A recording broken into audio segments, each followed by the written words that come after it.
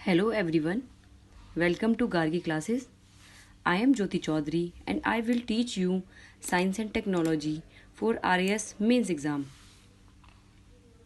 Today we will discuss about paper pattern, syllabus and previous year questions. So let's start. ये है हमारा question paper pattern कि कितने शब्दों के कितने क्वेश्चन पूछे जाते हैं और कितने मार्क्स का पेपर होता है। तो ये जो पेपर होता है वो टोटल 70 मार्क्स का होता है। तो 70 मार्क्स का हम क्लासिफिकेशन देखते हैं कि किस तरह से होता है। 15 वर्ड्स यानी 15 शब्दों के 5 क्वेश्चन आते हैं, टोटल 10 मार्क्स के, यानी प्रत्येक क्वेश्चन दो मार्क्स का होता है। दूसरी कैटेगरी है 50 शब्दों के 4 क्वेश्चन आते हैं, प्रत्येक 5 मार्क्स का होता है, टोटल 20 मार्क्स के होते हैं। इसी तरह 100 शब्दों के 4 क्वेश्चन आते हैं 40 मार्क्स के, प्रत्येक 10 मार्क्स का होता है, टोटल 13 क्वेश्चन आते हैं और 70 मार्क्स टोटल होता है। इस तरह से लगभग एनालिसिस किया गया है कि पेपर सेकंड जो है उसके अंदर जो सेकंड यूनिट है साइंस एंड टेक्नोलॉजी की, उसमें से लगभग 70 नंबर के क्वेश्चन पूछे जाते हैं। ओके, अब हम चलते हैं प्रीवियस ईयर क्वेश्चन पेपर पर कि जो अभी जून 2018 में जो आरएस मेंस का पेपर लगा था उसमें साइंस एंड टेक्नोलॉजी में कौन कौन से क्वेश्चन पूछे गए, किस तरह से क्वेश्चन पेपर रहा, ये हम डिस्कस करते हैं। तो फर्स्ट कैटेगरी है 15 शब्दों की, सभी प्रश्नों के उत्तर 15 शब्दों में दीजिए, प्रत्येक अंक 2 अंक का निर्धारित है। तो उसमें पहला क्वेश्चन है बीटा प्लस व बीटा माइनस क्षय के लिए मूलभूत नाभिकीय प्रक्रियाओं को लिखिए। दूसरा क्वेश्चन था अनुरूप और अंकीय संकेत के मध्य, यानी डिजिटल एंड एनालॉग जो सिग्नल्स हैं उनके मध्य अंतर करना था। तीसरा क्वेश्चन है साबुन व अपमार्जक, सोप एंड डिटर्जेंट के मध्य डिफरेंस। चौथा क्वेश्चन मानव रक्त में हीमोग्लोबिन की भूमिका। पांचवा क्वेश्चन बहुलक की परिभाषा दीजिए और जैव बहुलक के 2 उदाहरण लिखिए। इस तरह से 5 क्वेश्चन पूछे गए। नेक्स्ट में हम चलते हैं 50 शब्दों के उत्तर। निम्न प्रश्नों के उत्तर 50 शब्दों में दीजिए, प्रत्येक प्रश्न 5 अंक का। उसमें 6 क्वेश्चन में ए पार्ट में पूछा गया सूक्ष्म तरंगों की लगभग तरंगदैर्ध्य सीमा क्या है। दूसरा था माइक्रोवेव ओवन का सिद्धांत समझाइए। तो दोनों क्वेश्चन सूक्ष्म तरंगों पर बेस्ड हो गए। 7 में हमें पूछा गया संक्रमणीय बीमारियों के क्या कारण हैं। संक्रमणीय बीमारियों के क्या कारण है, what are the causes of the communicable disease. निम्नलिखित बीमारियों को संक्रमणीय और गैर संक्रमणीय बीमारियों में वर्गीकृत कीजिए।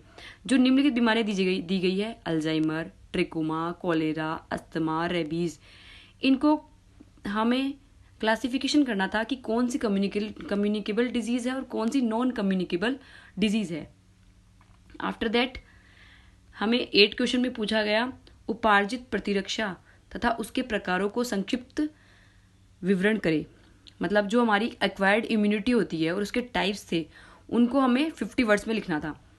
नेक्स्ट है हमारा भारत का नैनो मिशन व उसके उद्देश्य क्या है।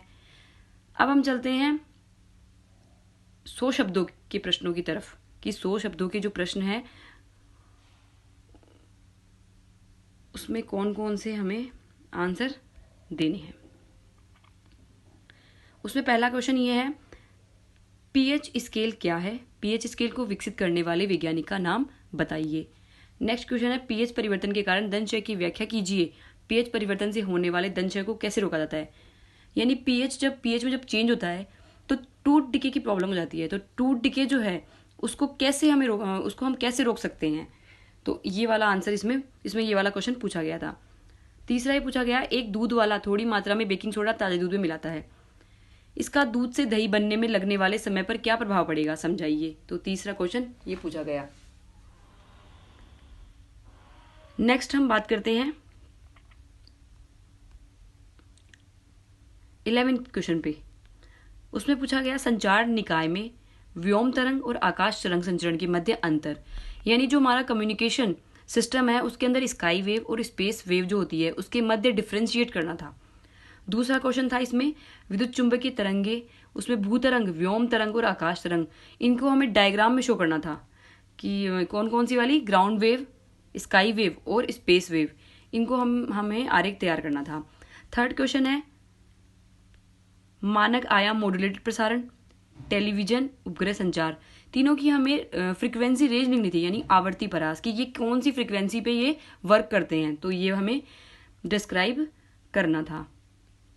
आफ्टर दैट 12 क्वेश्चन था खाद्य परिरक्षण के क्या सिद्धांत है, खाद्य परिरक्षण के लिए प्रयुक्त विभिन्न विधियों को समझाइए। फूड जो हमारी प्रिजर्वेशन करते हैं हम उसके लिए हम कौन कौन सी तकनीक्स काम लेते हैं, ये किस प्रिंसिपल पे वर्क करते हैं। बेसिकली ये एग्रीकल्चर का पार्ट हो गया, उसमें भी फूड प्रोसेसिंग, ठीक है, फूड प्रोसेसिंग में हम ये मेथड अपनाते हैं। नेक्स्ट क्वेश्चन हमारा है राजस्थान से। राजस्थान में सार्वजनिक स्वास्थ्य पहल के अंतर्गत योजनाओं एवं कार्यों को सूचीबद्ध कर टिप्पणी करें। यानी राजस्थान में जितनी भी स्कीम्स हैं पब्लिक हेल्थ केयर को लेकर, जितने भी वर्क्स हुए हैं, जितनी भी स्कीम्स हैं, जितने भी इनिशिएटिव हुए हैं, उनको हमें लिखना था। जैसे जन सुरक्षा योजना, ठीक है, मुख्यमंत्री निःशुल्क दवा योजना, इन सब के बारे में हमें यहाँ पर लिखना था। तो ये था हमारा RAS मेंस 2018 का पेपर जो जून 2019 में लगा था। ओके,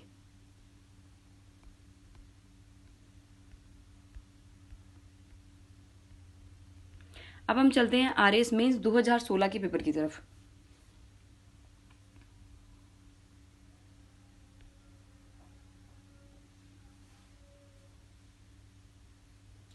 ये है 2016 का पेपर। उसमें एक्चुअली पहले क्या था कि जब RAS 2016 का मेंस हुआ था उसके अंदर मैथ्स जो थी, मैथ्स और रीजनिंग, उसको भी इंक्लूड किया गया था। बट अभी 2018 में मैथ्स की जगह नीति शास्त्र को ला दिया गया है, एथिक्स वाले पोर्शन को ऐड कर दिया गया है। तो मैं वही क्वेश्चन जो शेयर कर रही हूँ, जो अभी आगामी जो RAS मेंस होगी, RAS होगी, उसी के लिए हमें इंपॉर्टेंट होगा। तो वही क्वेश्चन मैं यहाँ पर शेयर कर रही हूँ। जैसे फर्स्ट क्वेश्चन हमारा 35 BR80 परमाणु में प्रोटॉन, न्यूट्रॉन और इलेक्ट्रॉनों की संख्या का परिकलन कीजिए। दूसरा क्वेश्चन था स्वपोषित पोषण को परिभाषित कीजिए, स्वपोषित पोषणों के प्रकारों के नाम बताइए। तो ये जो था हमारा, ये वाला जो था, ये क्वेश्चन हमारा पारिस्थितिकी से पूछा गया, पारिस्थितिकी तंत्र जो होता है। फिर थर्ड क्वेश्चन था दीर्घ दृष्टि क्या होती है, इस दोष को कैसे सुधारा जा सकता है। नेक्स्ट क्वेश्चन है पूर्ण आंतरिक परावर्तन से आप क्या समझते हैं, हीरे की चमक को पूर्ण आंतरिक परिवर्तन के आधार पर समझाइए। अब हम चलते हैं हमारे नेक्स्ट क्वेश्चन की तरफ। नेक्स्ट क्वेश्चन हमारा था सोडा वाटर बॉटल खोलने पर गैस सनसनाहट के साथ बाहर क्यों आती है। नेक्स्ट क्वेश्चन है स्वर्णिम चावल पर टिप्पणी लिखिए, मानव में ABO रक्त समूह की वंशागति को समझाइए, भारत के विज्ञान एवं प्रौद्योगिकी कार्यक्रम में APJ अब्दुल कलाम के योगदान पर एक टिप्पणी लिखिए। अब ये जो क्वेश्चन है मानव के विज्ञान, अब ये 100 वर्ड्स में पूछा गया था क्वेश्चन। इसका नेक्स्ट क्वेश्चन है एक क्लोनी प्रतिरक्षी क्या होते हैं, इन्हें किस प्रकार उत्पादित किया जाता है। नेक्स्ट क्वेश्चन है भारत के विशेष संदर्भ में जैव विविधता व स्वस्थानीय संरक्षण का वर्णन कीजिए। जो भारत में जब हम बायोडाइवर्सिटी पढ़ते हैं तो उसके अंदर हम इन सिटू और एक्सिटू यानी स्वस्थानीय और बहिस्थानीय संरक्षण को पढ़ते हैं। तो उसमें स्वस्थानीय यानी इन सिटू कंजर्वेशन को समझाना था।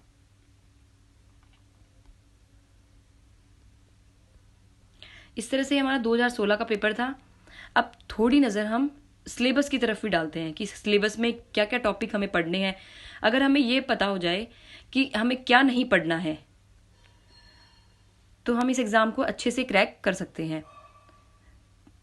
तो ये सिलेबस पर एक नज़र है, लाइक नैनो टेक्नोलॉजी, नाभिकीय तकनीकी, दूरसंचार, विद्युत चुंबकीय तरंगे, रक्षा, द्रव्य की अवस्थाएं, कार्बन के अपर रूप, pH मापक्रम, संक्षारण, उत्प्रेरक, साबुन अपमार्जक, बहुलक, उनके उपयोग, मानव के पाचन तंत्र, पाचन स्वतंत्र प्रजनन तंत्र, जैव प्रौद्योगिकी के अनुप्रयोग, भोजन एवं मानव स्वास्थ्य, मानव रोग, जल की गुणवत्ता एवं जल शोधन, राजस्थान राज्य के विशेष संदर्भ में सार्वजनिक स्वास्थ्य उपक्रम, विज्ञान एवं टेक्नोलॉजी में भारतीय वैज्ञानिकों का योगदान, पारिस्थितिकी तंत्र संरचना एवं कार्य, वातावरण के संगठक, जलवायु परिवर्तन, वातावरणीय प्रदूषण एवं निम्नीकरण, राजस्थान राज्य के विशेष संदर्भ में जैव विविधता एवं उसका संरक्षण, राजस्थान राज्य की पारंपरिक प्रणालियों के विशेष संदर्भ में जल संरक्षण, राजस्थान राज्य के विशेष संदर्भ में कृषि विज्ञान, उद्यान विज्ञान, वानिकी, डेयरी एवं पशुपालन।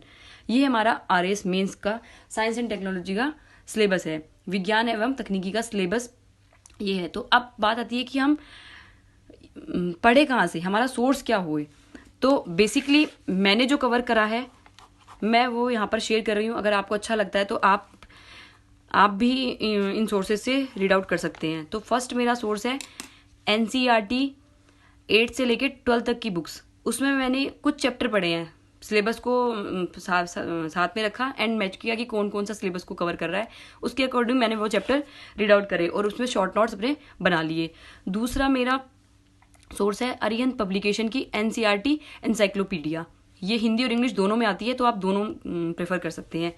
तीसरी हमारी है यूनिक पब्लिकेशन की आरएस और आरटीएस के लिए, पर्टिकुलरली ये साइंस एंड टेक्नोलॉजी का पार्ट है जो आरएस और आरटीएस के लिए ही निकाली गई है, यूनिक पब्लिकेशन की बुक है। नेक्स्ट मेरा सोर्स है विजन आईएएस के नोट्स, जो साइंस एंड टेक्नोलॉजी पे बेस है, उसमें आप जो हमारा मेंस के लिए जो उसका कंपाइलेशन निकलता है वो भी आप रीड आउट कर सकते हैं। जो अगर नेक्स्ट मेरा सोर्स है दृष्टि आईएएस के नोट्स, या दृष्टि की जो मंथली जो बुक निकलती है वो, और क्रोनोलॉजी, क्रॉनिकल, प्लस में न्यूज़पेपर और इंटरनेट। ठीक है, एक इंटरनेट एक बहुत अच्छा ऑप्शन होता है, उसमें आपको सभी चीज़ें, ठीक है, लेकिन सभी चीज़ें आपको एक जगह मिल जाती है और आप उसको रीड आउट कर सकते हैं और आपके शॉर्ट नोट्स बना सकते हैं।